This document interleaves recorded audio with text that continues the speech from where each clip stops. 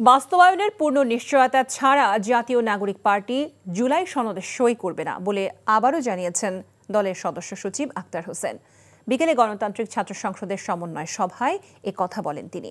এই সনদ যাতে জুলাই ঘোষণাপত্রের মতো জাতির সঙ্গে প্রতারণায় পরিণত না হয় সেজন্য কোনো ছাড় দেবে না বলেও জানান এনসিপির এই শীর্ষ নেতা।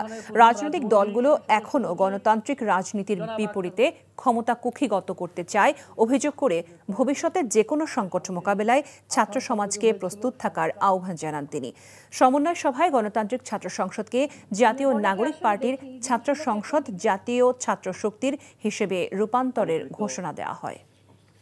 বান্ডেল থাকলে প্রতি সেনমানিতে টাকা বাঁচবে। বিকাশ সেনমানি বান্ডেল কিনে জিতুন প্রতি লেনদেনে।